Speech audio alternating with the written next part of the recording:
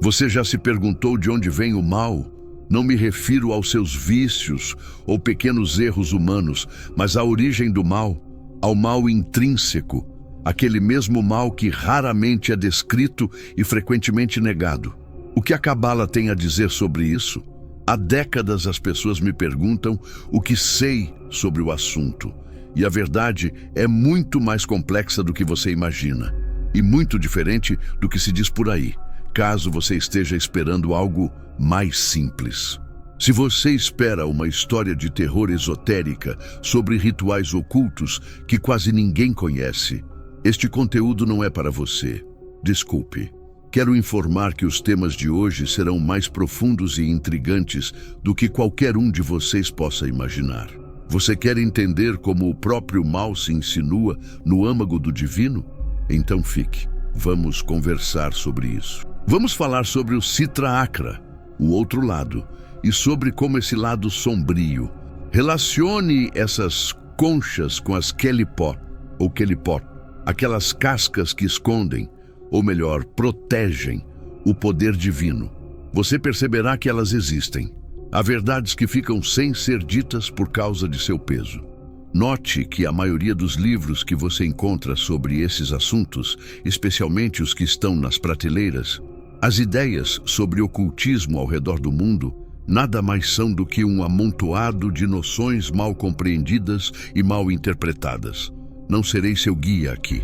Tudo o que foi minuciosamente estudado e as conclusões a que cheguei são considerações impessoais sobre dados reais. Culturas inteiras, antes de mim, construíram conhecimento que se tornou acessível. Eu só precisei, para controlar minha atenção e me concentrar completamente no assunto, mesmo que muitos duvidem do meu conhecimento sobre o Sitra Achra, deixo claro, isso não é produto de uma opinião infundada ou de intenções maliciosas. Não é nem mesmo resultado de uma tentativa de viralizar conteúdo atraente. Acho que o interesse recente para a maioria dos assinantes representa algo novo, um despertar. A curiosidade nos aproximará cada vez mais da verdade, mas não será fácil. O mais importante que você precisa entender agora é que a realidade cabalística é mais complexa e, obviamente, eu não sou o único a saber disso. Minha resposta é que o conhecimento é um convite a grandes questões para o futuro. E as respostas estão nos textos antigos, não em invenções modernas. Você já deu uma olhada no Zohar? Provavelmente não. Eu dei. E não era simples. Eu simplifiquei o processo para que você não precisasse fazer isso hoje, mas sugiro que faça e encontre suas próprias verdades. Depois, volte ao vídeo e compartilhe suas impressões conosco. Esta é uma comunidade única no YouTube.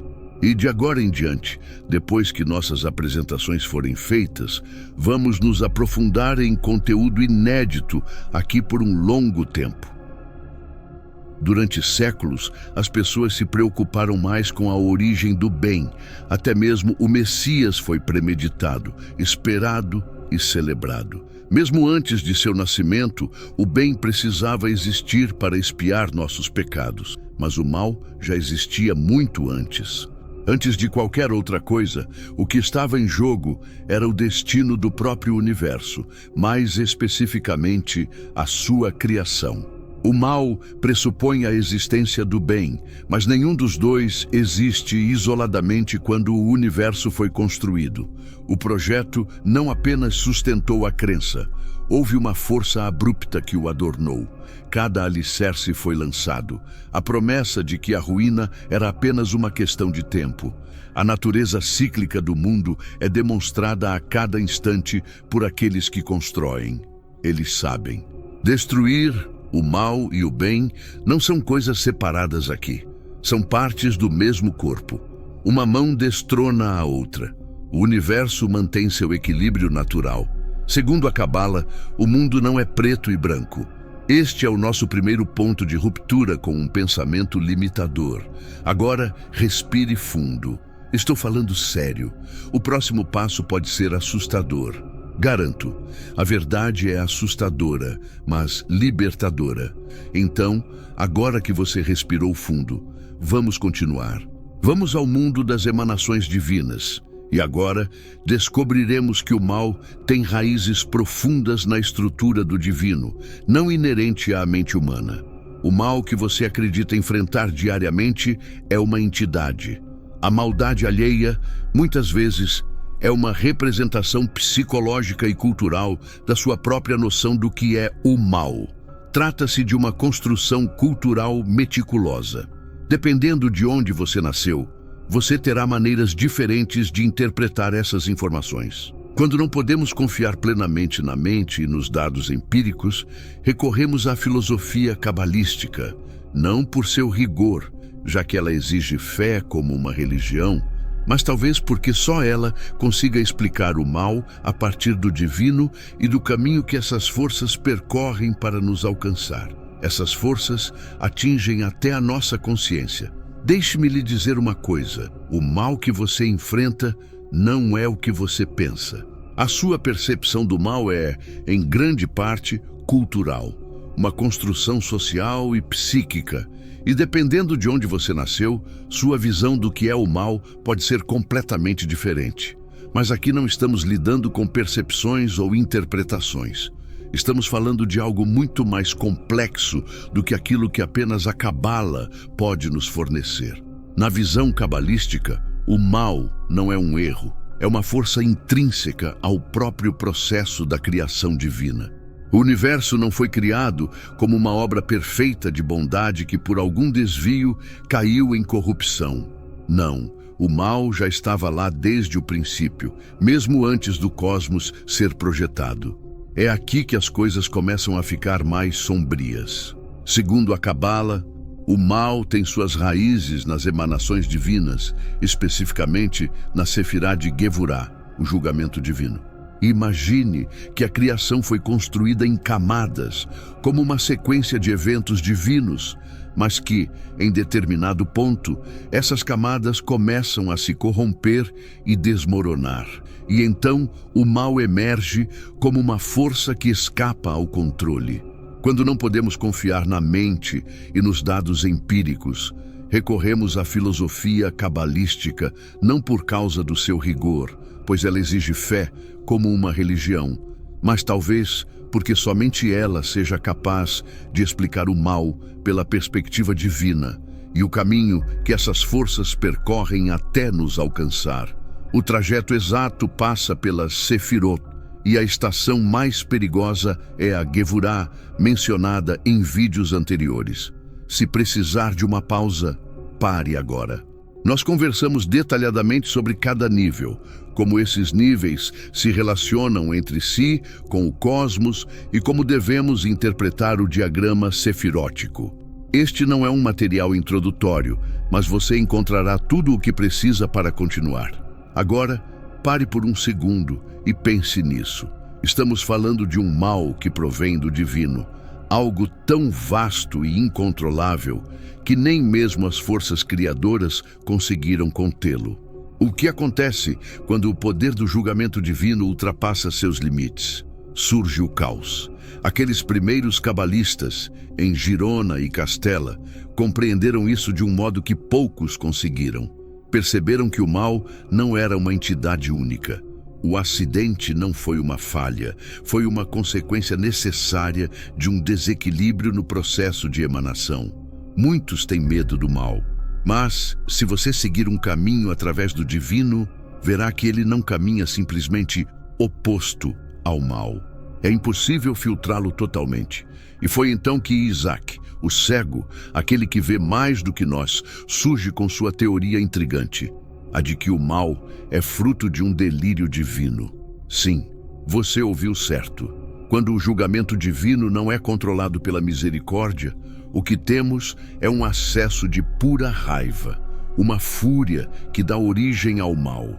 Imagine uma criança divina, irritada, incapaz de conter o próprio poder, trazendo o divino à existência sem querer. Por acaso, criamos o mal acidentalmente. Este é o anti-supremo, onde ele reina. O caos e a paz são necessários para o processo de iluminação. Mas isso não é tudo. O divino não é puramente sentimental. Existe uma razão que prevalece, enquanto o mal, no início, era apenas uma ideia regurgitada, sem muita substância. Ainda assim, ele sabia que não demoraria para que o mal fosse personificado, se a bondade também o fosse.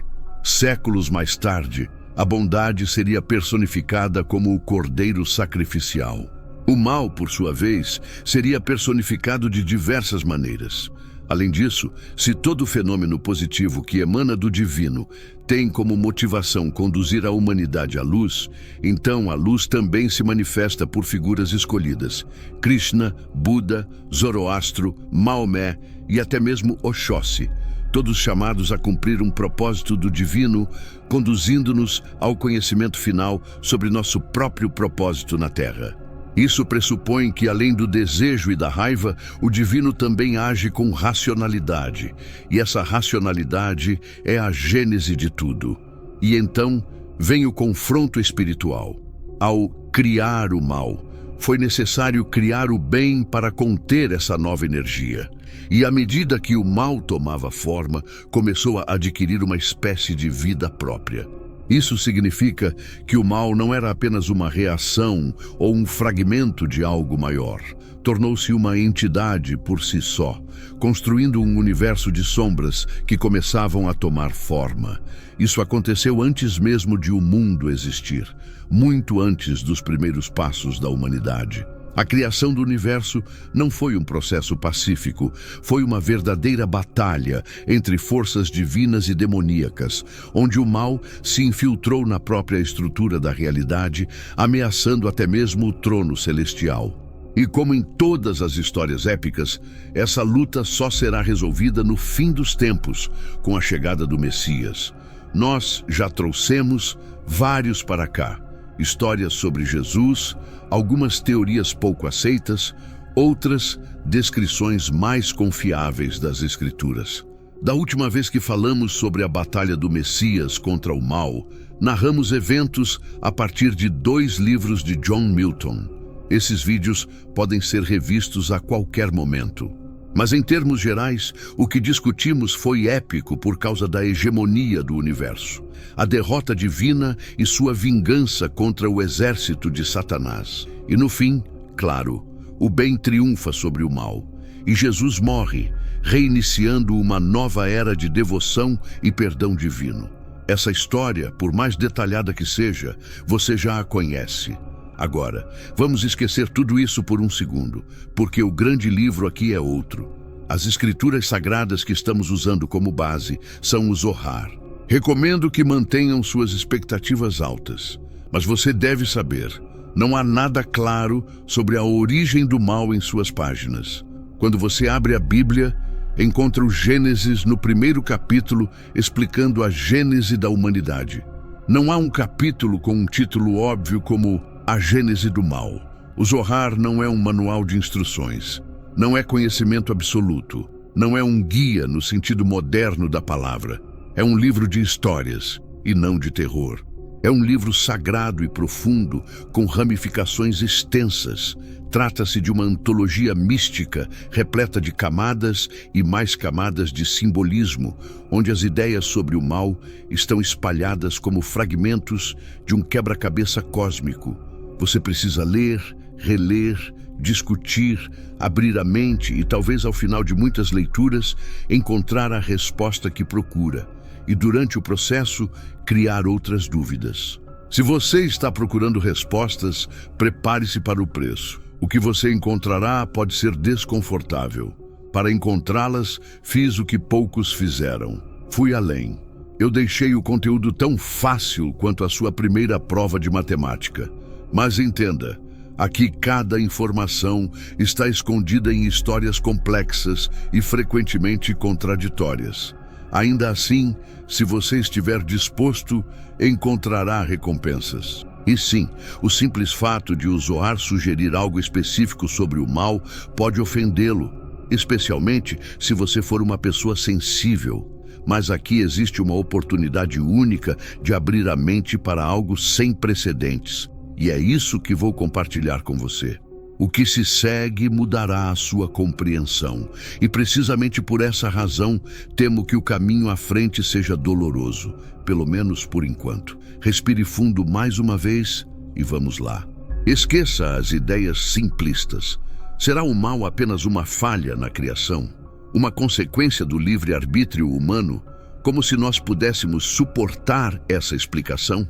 Segundo a Cabala, o mal sempre esteve presente nas alturas do divino. Nós já dissemos isso antes, mas lembre-se, estamos falando de uma força que habita o nível mais elevado das emanações. O último exemplo é a coroa, Keter. Enquanto você finge surpresa, eu o desafio a aguentar mais um pouco. O mal não é apenas um membro do mesmo corpo, uma face da mesma face. O mal não é um subproduto, nem um derivado da ira divina. Ele estava literalmente no topo. Se falarmos em substâncias ou energias, era impossível separar o mal do divino. Eram como uma só carne. E antes que qualquer realidade pudesse começar a existir, essas forças precisavam ser expulsas do divino. O universo não podia contemplar essa união. Então começou um processo de reequilíbrio. Imagine uma purificação cósmica na qual o mal foi expulso das camadas mais elevadas do divino. Somente após essa expulsão, o universo pôde emergir. E aqui entra um detalhe decisivo. O mal, embora expulso, não desapareceu completamente. Fragmentos cristalizaram-se e tornaram-se a base de um novo mal, o reino de Sitra Achra, popularmente chamado de o outro lado, um domínio de caos eterno, uma parte fundamental da criação, embora sempre em oposição ao divino. E não, isso não é apenas uma distorção da realidade, é algo ainda mais duradouro, uma oposição intelectual, espiritual e física completa à ordem. Se você ainda está curioso, saiba que o Zohar não termina aqui. Pelo contrário, isso é apenas a base da teosofia cabalística e há muito mais a ser discutido. Hoje falaremos sobre a origem do mal, mas também sobre a criação do seu reino e sua estrutura. Descobriremos que o Zohar nos oferece outra explicação, ainda mais sinistra, para a criação do cosmos. Digamos que eu o leve ao extremo oposto do sistema das Sefirot, aquele lugar refletido. O que acontece quando o poder implacável do julgamento divino, Gevurah, é derramado sobre Malchut, a esfera da manifestação? O que emerge da Terra é como um rio de magma cósmico, um fluxo de lama ardente. É daí que brota essa matéria informe mencionada em Gênesis. E por um breve momento, permita-me reafirmar algo importante. O Zohar é uma exegese, isto é, uma interpretação, um comentário místico, e não um texto canônico no mesmo sentido do relato bíblico. Portanto, ao voltar a ele, você deve estar se perguntando: o que é isso exatamente? Exatamente isto, uma origem primordial do mal. Sim, você ouviu direito. O mal cósmico não é uma falha humana, é uma manifestação, uma energia primordial que precede a criação do mundo como o conhecemos, precede o homem e permeia tudo. Nesses níveis, há algo de extrema relevância. Observe que o mal cósmico é uma força incontrolável, que transborda a ordem divina e invade o caos. É o reflexo de uma energia descontrolada que começa a se espalhar pelo cosmos como um ato de ira. E o mal não é apenas acidental, ele pode ser também intencional, ainda que de um modo que desafie a nossa lógica. Mas espere, há mais. Se continuarmos a leitura, encontramos a conexão desse mal cósmico com a criação dos luminares, o Sol e a Lua. A origem do mal toca a luz dessas luminárias. Ela diminui. E aqui está a parte intrigante. Em hebraico, a palavra para luminares aparece de forma incompleta no texto. Falta uma letra. E essa pequena omissão abre espaço para uma leitura sombria, como se uma falha mínima pudesse desencadear uma maldição sobre o mundo. Com isso, o caos se insinua. Até mesmo a criação dos corpos celestes é contaminada por essa força. E essa brecha abre caminho para a queda de Adão e Eva. O primeiro grande erro da humanidade e, de certo modo, o grande presságio da nossa falha moral. Mas cuidado com a conclusão fácil. Isso não significa que o mal seja apenas erro do desígnio. A Cabala sugere algo mais desconcertante. O divino cria o mal quase por casualidade, mas com uma intenção que não é transparente para nós. Lembre-se, o divino conhece passado, presente e futuro sem barreiras. E nesse horizonte absoluto, até um acidente pode se tornar premeditado. Se isso ainda não for suficiente, há outra narrativa mística no Zohar. Desta vez, não um fragmento, mas uma história explícita. O mal se infiltra na esfera de Chokmah, a sabedoria. E se a sabedoria está nesse nível, então acompanhe-me até aqui, porque agora entramos num território delicado: bruxaria, magia negra e ocultismo. Mas entenda, na visão cabalística, o mal não existe apenas para confrontar as virtudes divinas como um lobo mau de conto infantil. O mal existe, e existe há muito tempo. Então, talvez nossa batalha não seja rejeitar o mal, algo externo, distante de nós, e, portanto, que não nos pertence. A maior batalha é lutar contra a própria natureza, como Adão e Eva tentaram. E por causa de uma mordida proibida, eles tiveram acesso ao mal que reside dentro de todos nós. Isso é mera suposição, mas existe ressonância entre a serpente bíblica e os meandros da própria consciência humana, como se os situasse no Éden. Deus removeria o último fragmento de sua criação e o transformaria em um ser rastejante. Essa seria a serpente no chão. Seria o território dela para que jamais aspirasse ao trono. É a consciência que nos molda. Além da forma, está o que nos encoraja a continuar ignorando os avisos. Mas é justamente o que nos faz recalcular nossa rota diante do erro. Sem essa voz interior, o homem ouviria apenas a Deus, mas isso é análogo à criação do universo. Com a higienização do mal, e se pensarmos que a consciência do homem não pode ser completamente separada dele, ao ver uma cobra rastejando, o homem transcendeu e pensou que, por ser único e infinitamente completo em si mesmo, poderia recuperar a consciência. Este é o caminho entre o eu interior e o eu exterior, diametralmente opostos ao bem e ao mal. Porque não se engane, nós somos moralmente pessoais, essencialmente ruins. Essa é a busca de várias tradições religiosas. Do hinduísmo ao budismo, o caminho é longo. Começa no Éden e deve terminar no cortejo celestial. Se a serpente, como o próprio mal, tornou-se parte irrevogável de nós, eis um fato ainda mais curioso. Ela é associada ao surgimento do pecado, da vergonha e da promiscuidade. Esses elementos já estavam presentes em nossa sociedade. Expulso por Deus, criado por Ele. E é por isso que o mal não pode simplesmente ser destruído. Ele precisa ser controlado e, paradoxalmente, alimentado. Então chegou a hora de falar sobre outro casal, o casal demoníaco da Cabala, Samael e Lilith. Eles são o coração do Sitra Achra. Enquanto o divino sopra vida, Samael e Lilith exalam futilidade. E essa futilidade não é um simples vazio. É uma grotesca paródia do sopro divino, uma espécie de energia caótica que corrompe tudo o que toca. Tudo aquilo que é divino é sequestrado, profanado e exposto.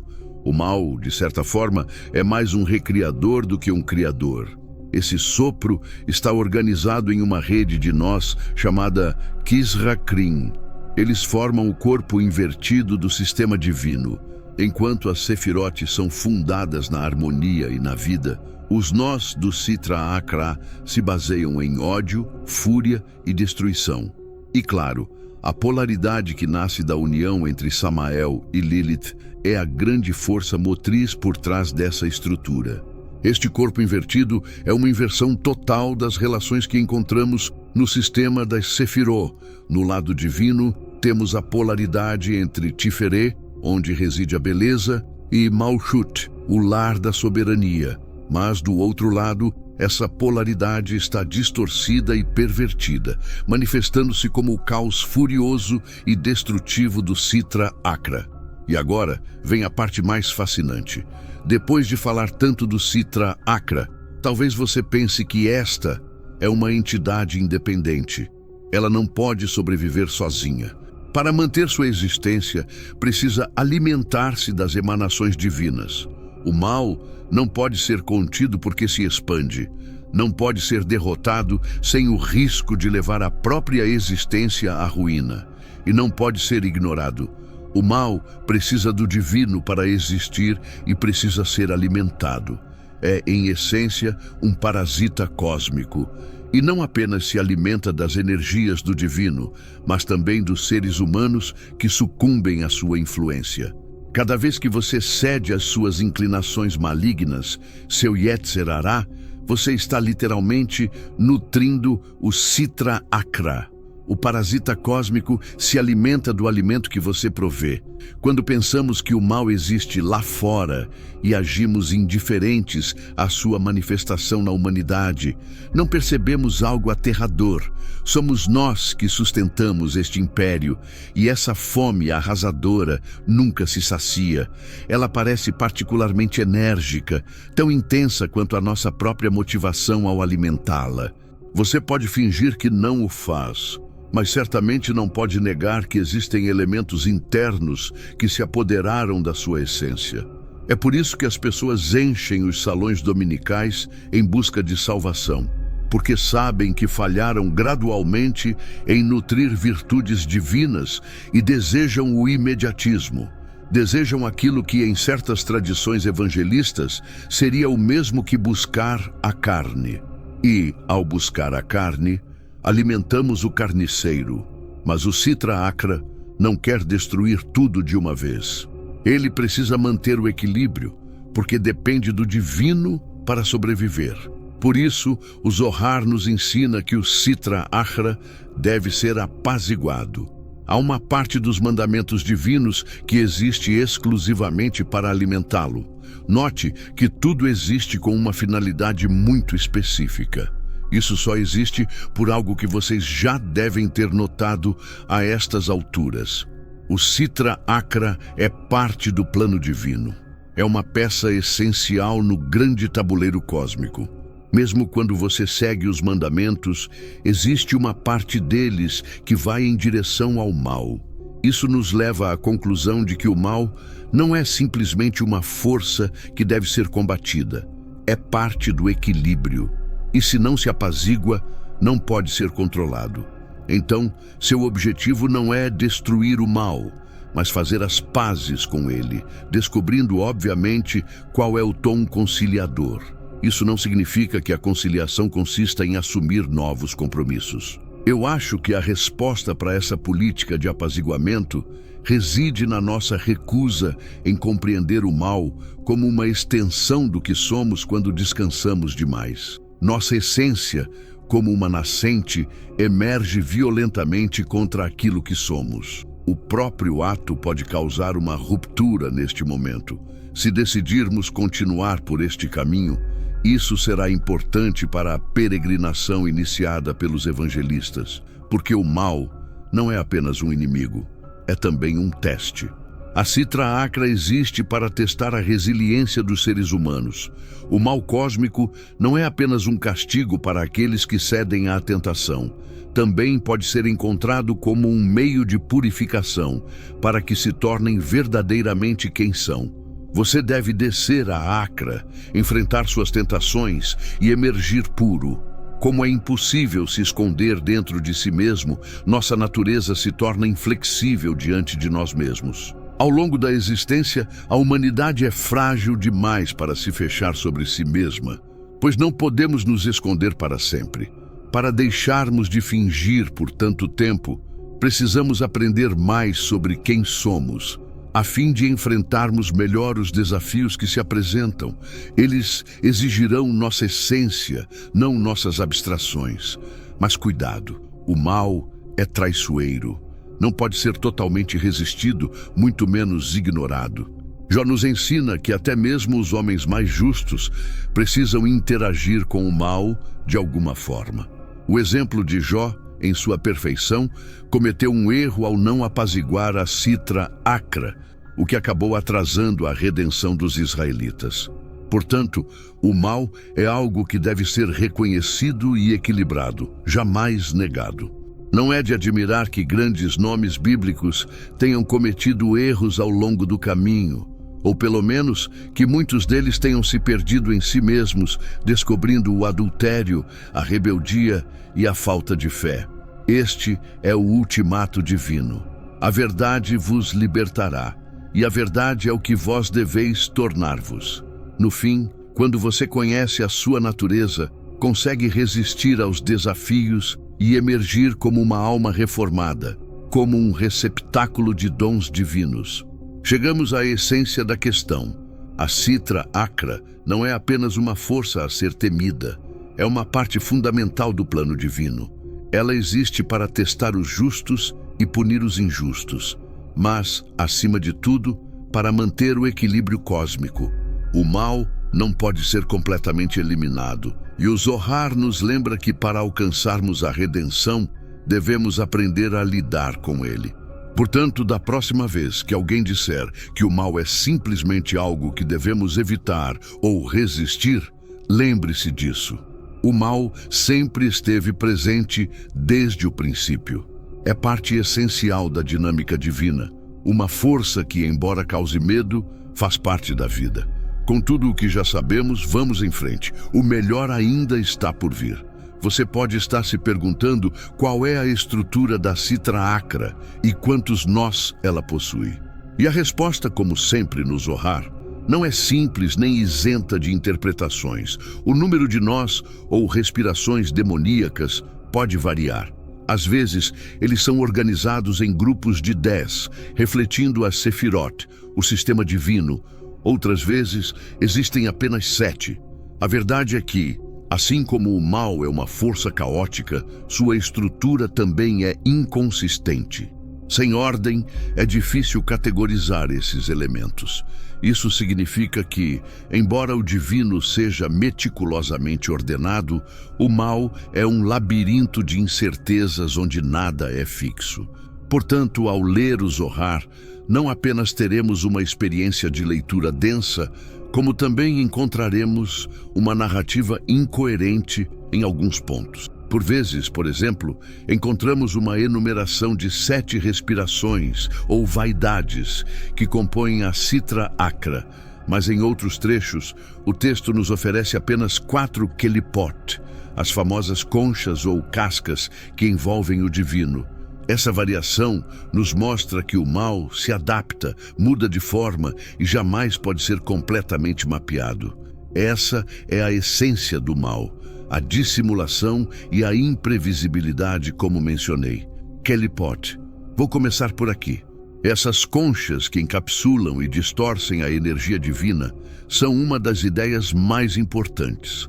Aqueles que se interessam pela Cabala já sabem que as Sefirot não são dispostas como uma árvore simples, com camadas visíveis e distintas. Em vez disso, são descritas como aninhadas umas dentro das outras, como bonecas russas. E claro, cada camada tem sua própria proteção, que ao mesmo tempo guarda e aprisiona o divino. Você se lembra da história das forças do mal que foram expulsas de Keter no processo de purificação divina? Durante as primeiras tentativas de criação, esses fragmentos do mal caíram nas profundezas do Tehom, o abismo primordial, e formaram essas conchas que adornam as estruturas divinas. As conchas são como detritos cósmicos deixados pelo processo de purificação divina. Elas se aglomeram na estrutura, solidificam-se e, obviamente, não permanecem alheias a tudo. Elas tentam roubar a energia divina. Vamos retornar ao Zohar agora, em seu 2º capítulo. Encontramos um relato de quando a Shekinah, a presença divina feminina, ascende para se unir a Tiferê durante o primeiro Shabat. Mas, em meio à sua ascensão, as Kelipot emboscaram a Shekinah, tentando capturá-la e roubar-lhe o corpo. Essas forças não se contentam em ser expulsas do reino divino. Não se trata de uma expulsão pacífica. A grande motivação dessas cascas é retornar à coroa, em vez de permanecerem onde foram inicialmente lançadas. Mas as Kelipot não são apenas conchas inertes. Elas têm forma, cor e movimento. Numa passagem quase mítica do Zohar, ficamos sabendo que essas conchas se manifestam em 4 conjuntos de cores diferentes, extraídas da visão do profeta Ezequiel. A figura deu origem ao nome Zohar no Tanakh. A Kelipá mais externa é chamada Ruach Se'ará, seguida por Anan Gadol, grande nuvem, depois Esh Mitlakashat, fogo ardente, e finalmente o brilho de Nogá. Agora, aqui está o ponto interessante. Nogá, a concha mais próxima da luz divina, não é inteiramente má. Ela é uma mistura de bem e mal, uma espécie de camada fronteira entre o divino e a Sitra Akra. Nogá não pode ser completamente desconsiderada, pois também protege a Shekinah das forças mais destrutivas do outro lado. É como se o mal precisasse de um manto ambíguo para se equilibrar entre o divino e o demoníaco. Como essas Kelipot se relacionam com os nós da Sitra Akra? Bem, a verdade é que o sistema quádruplo das Kelipot, como aparece no Zohar, é bastante diferente dos 7 ou 10 nós da Sitra Akra. Porém, esses 2 sistemas acabaram sendo assimilados em especulações cabalísticas posteriores, especialmente nos ensinamentos de Isaac Luria e seus seguidores. Ainda assim, o sistema das 4 Kelipot nunca desapareceu completamente. Continuou existindo entre as margens do pensamento cabalístico como um prelúdio sombrio para as teorias mais complexas do mal desenvolvidas posteriormente. Especula-se, então, sobre qual Kelipá atinge seu ponto mais alto nos sistemas luriano e sabataísta. Isso seria sistematizado no livro Os Chifres, um texto que elevou a compreensão do mal a um novo patamar. É completamente novo agora. Como devemos nos comportar em relação a essas forças? O Zohar já deixou claro que o mal não pode ser completamente evitado ou destruído. Ele precisa ser apaziguado. A interação com o mal faz parte do processo natural. Lembra disso? E isso nos leva de volta à pergunta: o principal mal no sistema cabalístico não é algo que possamos simplesmente rejeitar. Faz parte da própria essência do grande esquema cósmico, e nossa missão é equilibrá-lo. Se não o fizermos, se não o apaziguarmos, ele crescerá e causará ainda mais caos. O mal é o que somos, um destino do qual não podemos escapar nem renunciar. Mas o Zohar ainda revela segredos ocultos, embora isso também não seja fácil. A obra é um dos textos mais difíceis da história do esoterismo. Sua tradução moderna compreende 12 volumes. Na minha mesa, representa um valioso investimento de tempo bem gasto. O texto foi escrito em aramaico antigo, e isso torna tudo ainda mais desafiador. Quando você o lê, ele parece se mover em todas as direções ao mesmo tempo, mas isso não é um problema. Um aviso, talvez pessimista, para novos aventureiros. Insisto em algo que considero fundamental aqui no canal. Busque suas verdades e, ao buscá-las, retorne com a convicção de quem trilhou um caminho sozinho. Mas volte também com respeito pelos outros aventureiros que, como você, escolheram um caminho diferente. Meu conselho é que, quando você se aventurar entre os 12 volumes, purifique sua mente de abstrações puramente morais ou dogmáticas. O divino não se horroriza com o intelecto e a curiosidade. Esses são dons que podemos e devemos desfrutar em relação ao Zohar e às suas emanações divinas. Ainda temos muito a explorar e aprofundar em Xoxmá e nos feitiços dispersos, se você quiser ouvir. Vou trazer conteúdo mais específico sobre isso. Esta é uma história que poucos conhecem. Às vezes é mencionada e pode ser exatamente a chave para a manifestação oculta de energias que permeiam a própria gênese do divino. Obrigado por assistir.